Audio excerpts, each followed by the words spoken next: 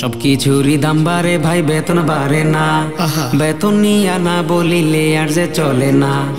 যারে আপনি জিজ্ঞেস করেন কেমন আছেন ভাই, হতাশার এক বাণী শুনবেন কেউই ভালো নাই। ইমাম সাহেব যদি বলে বেতন বেশি লাগবো, আপনারা তো হুজুর মানুষ, আল্লাহ বরকত দিব।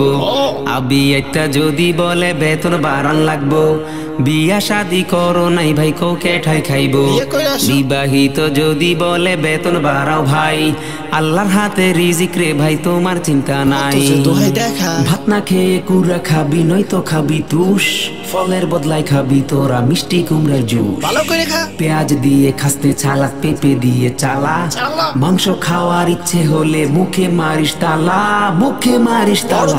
তেলের দামটা বাইরা যাওয়ায় বাইরা গেল ভাড়া, 10 টাকার কম কোনো গাড়ি হয় না রে ভাই খারা। বিদ্যুতেরই দাম গিয়া ভাই উঠছে রে মাথায়, টাকার ভয়ে ফ্যান গুড়াই না পইরা যাই রে গাতায়।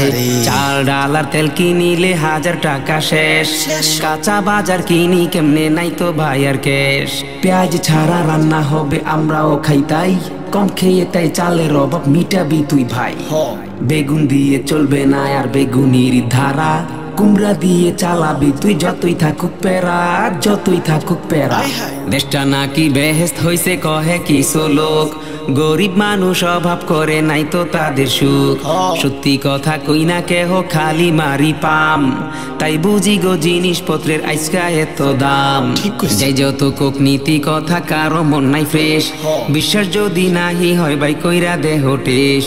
বার্গার খাবি খেতে পারিস তবে মাংস ছাড়া, কাঁঠাল দিয়ে বানাবি যেমন পারিস তোরা। এখনো ভাই সুযোগ আছে দেশকে ভালোবাসো, চুরি পাচার সাইরা দিয়া আল্লাহর পথে আসো। কারো নামে অভিযোগ নাই, নিজেরাই তো দোষী, আমগো উপর আল্লাহ মাবুদ নাই তো যে আর খুশি।